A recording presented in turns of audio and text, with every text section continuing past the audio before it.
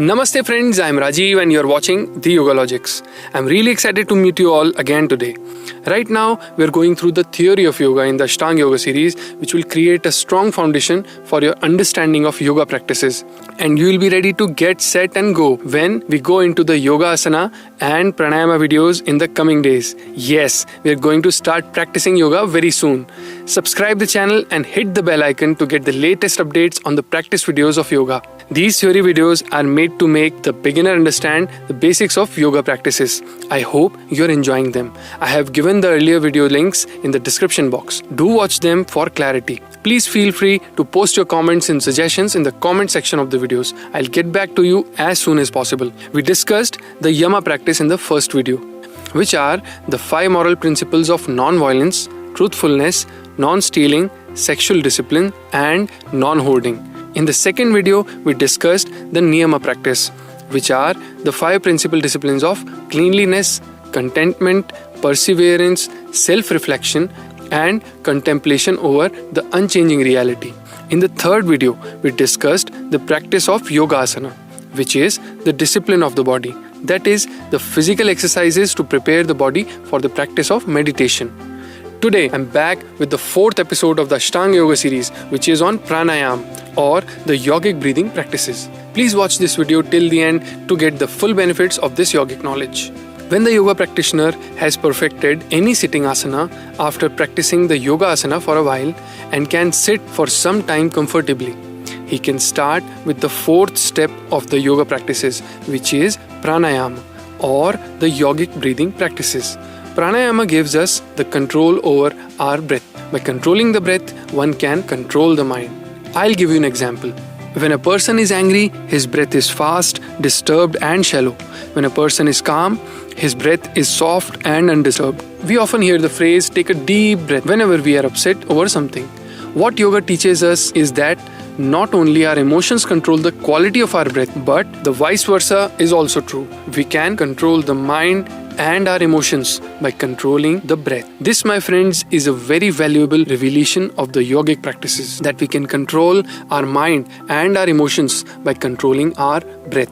When we breathe deeply and slow down our breath, our mental and physical state changes from that of a rush to a slow moving wave of an ocean. We're talking about this calm and peaceful feeling in the practice of pranayama today. In pranayama, we start to take control of our breathing by consciously slowing down our breath by different breathing practices. Let us discuss a little bit about our habits of breathing in general. Our breathing habits have now become of shallow kind. That is, we do not inhale fully into the lungs, nor do we exhale fully from them. Due to this, we quickly go out of breath due to less inhalation of oxygen during even a little bit of physical exercise. Similarly, the waste gases do not get out fully from our lungs due to shallow exhalation. In the practice of pranayama, we train our lungs to inhale deeply again and exhale the waste gases out of them fully. The long and deep breathing during yoga asana practices also is a way in which we train our lungs to inhale and exhale deeply. Slowly, with practice, our breathing muscles, that is the diaphragm, gets trained for deep breathing, and this kind of breathing becomes a natural part of our life. Pranayama is also practiced as a way of practicing concentration of mind. In that, we focus our attention on the inhalation and exhalation of our breath and practice meditation.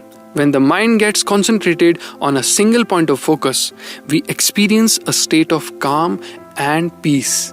The stress and tension in the body starts to go away, and the body starts to become soft. Flexibility increases and sitting for meditation becomes easier.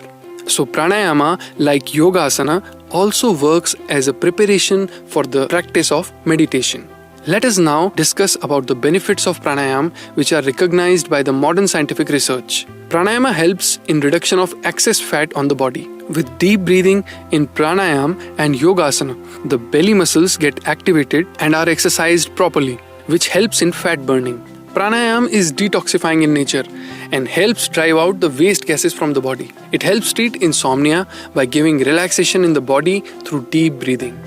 Pranayama helps reduce digestive disorders.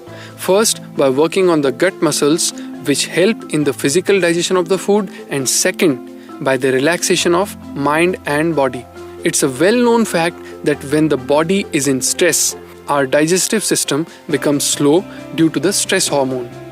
Pranayama also takes care of the heart and lungs by regularly exercising them. Pranayama is a very good exercise to keep the nasal passages clean. It keeps away the nasal congestion and also keeps the sinuses in a healthy state. Pranayama boosts our immune system by relieving stress. Pranayama practice helps relieve symptoms of chronic stress and mood imbalances. There are various pranayama or breathing techniques in the practice of yoga, like the Anulom Vilom or the alternate nostril breathing, Kapalbhati or the skull shining breath, etc. We will be taking up these basic pranayama techniques in our coming videos separately. I hope today's video has given you a start into what the pranayama means. I'll see you in the next video of the Ashtanga Yoga series, which will be on Pratyahara or the withdrawal of the senses. The Pratyahara is a really efficient method to lessen the quantity of information we gather from our senses. Till then, take care of yourself, stay safe, stay inside, and better your life with yoga. Om Tat Sat.